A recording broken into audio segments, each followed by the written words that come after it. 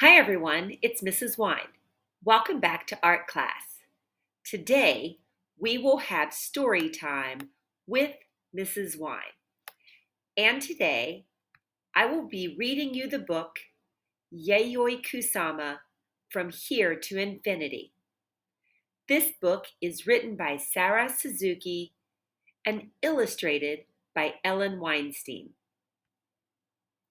Our learning target says I will listen to a story about the Japanese artist Yayoi Kusama to learn about her life and her artworks. So let's take a look in the book. Yayoi Kusama was born in the country of Japan, on the island of Honshu, in a town called Masamoto City. An old palace made of wood and stone overlooked a moat where swans swam. The streets were lined with little shops, and snow-capped mountains rose in the distance, swallowing up the sun as it went down in the evening.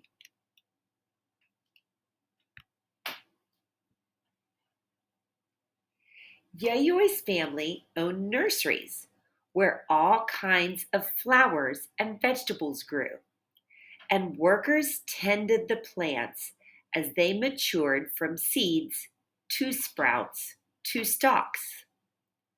But Yayoi yearned for a different life, far from the countryside. She dreamed about what lay beyond the mountains, in places far from Masamoto City. She longed to leave home and see the world.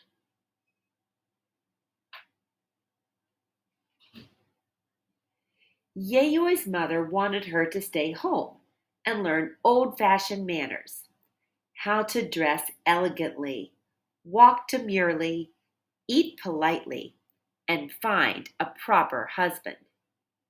But Yayoi wanted to be an artist. Every day she went outside with ink and brushes and paper. She drew things she saw and things she imagined. She looked closely at the pebbles that lined the riverbed and the leaves and stalks of plants.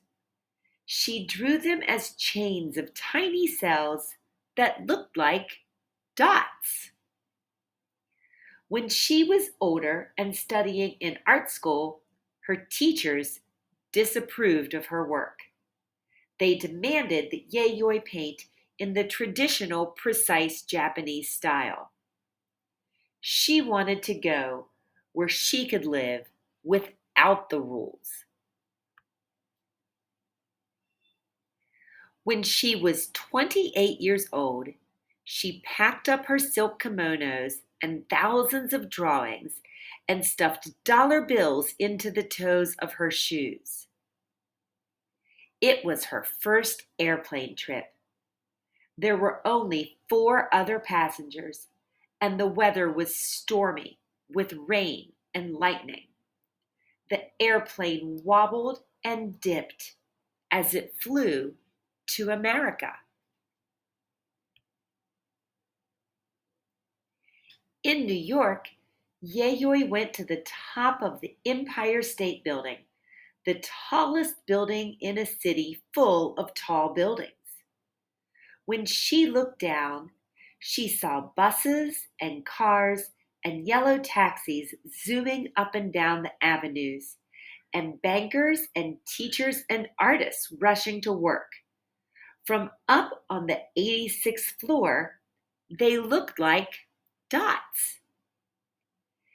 She felt very far from quiet Masamoto City and her mother's rules.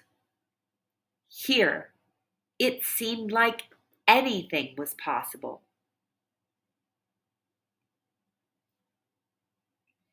Yayoi set about turning her drawings of dots into paintings. The dollar bills that she had brought to America quickly ran out, and she spent what little money she had left on paints and canvases. She worked day and night. She painted when she was cold. She painted when she was hungry. She painted when she was lonely. And she turned her dots into sculptures too, into soft tubes that covered sofas and chairs and boots. She was devoted to her dots. For her, they were a way of thinking about the world among the stars, as one dot among millions of others. They were a way of thinking about infinity. Sometimes, when she grew frustrated, she visited the Museum of Modern Art. She gazed at paintings by other artists, and she thought about why and how they were made. She looked at pictures of dancing girls and swirling night skies, trying to solve them as if they were puzzles. Her paintings seemed so different than those she had seen at MoMA. When she at last was ready to show her work in public, she invited all the friends she had made in New York. When she arrived at the gallery, a crowd was spilling out onto the sidewalk. Her friends lifted her into the air, shouting, "Yayoi, you've finally done it!" Word about her artwork spread quickly.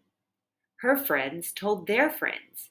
Newspapers wrote about her work, and reporters clamored to interview her about her dots. Now she began to show them in other cities, all over the United States and Europe.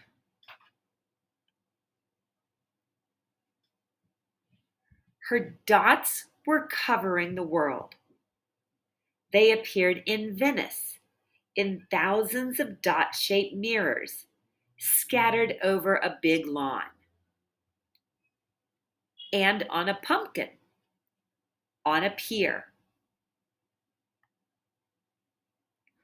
on dresses and t-shirts, on people walking down the street, and in mirrored rooms where glowing dots were reflected and reflected again. An infinity of dots. Look at all the places you see dots in this illustration. I see them on trees, on bags, on windows, on hats, and even painted on the buildings.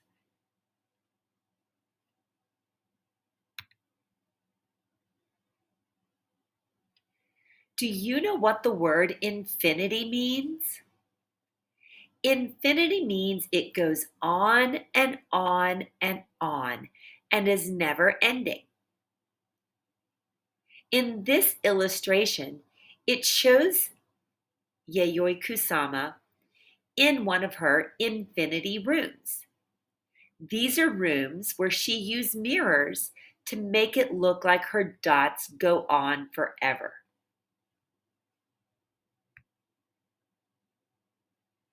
Having visited many countries all over the world, Yayoi returned to Japan. The country had changed since she left, with many different artists challenging the old traditional style, as Yayoi had been doing all along.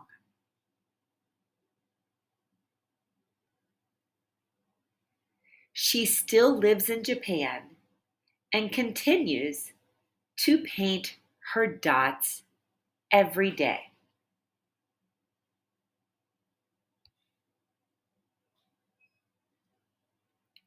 How would you compare the art of Yayoi Kusama to the art the little girl Vashti created in the book we read at the beginning of the year called The Dot? We will talk about that more.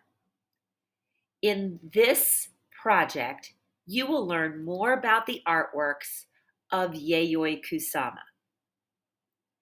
In this photograph, you see me standing in front of a huge Yayoi Kusama sculpture. This Yayoi Kusama artwork was at the New York Botanical Gardens. I even wore a polka-dotted dress to celebrate the art of Yayoi Kusama on the day that I went to see her exhibit at the Botanical Garden.